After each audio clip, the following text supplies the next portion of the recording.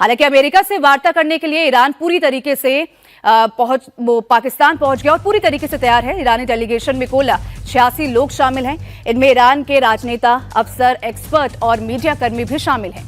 Delegation की अगुवाई ईरानी संसद के स्पीकर मोहम्मद बागेर गालिबाफ कर रहे हैं।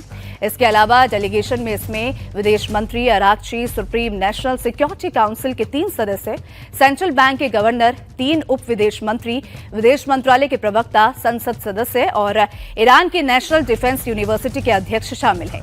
डेलीगेशन में 2 खास लोग भी शामिल हैं। इनमें अली बागेरी कानी, जो SNSC के उप प्रमुख हैं। कानी को परमाणु वार्ताओं का गहरा अनुभव है। और साथ ही मोहम्मद नाबिवियन की बात करें, जो ईरानी संसद के सबसे कट्टरपंथी सांसदों में से एक है। नाबिवियन का बातचीत की मेज पर मौजूद होना इस बात का भी संकेत देता है कि इस समझौते को तेहरान की सबसे कट्टर आवाजों को भी संतुष्ट करना होगा।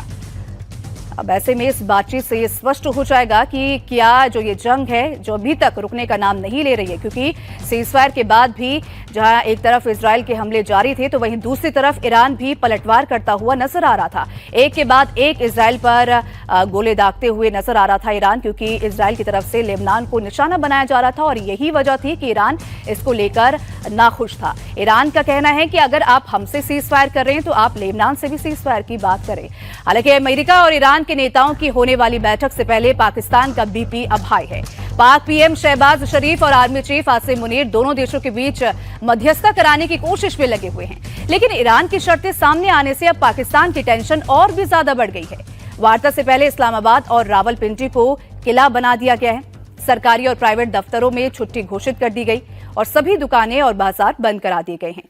हालात ऐसे हैं कि इस्लामाबाद आने वाले सभी रास्ते बंद भी कर दिए गए हैं। चप्पे चप्पे पर पाकिस्तानी रेंजर भी तैनात हैं।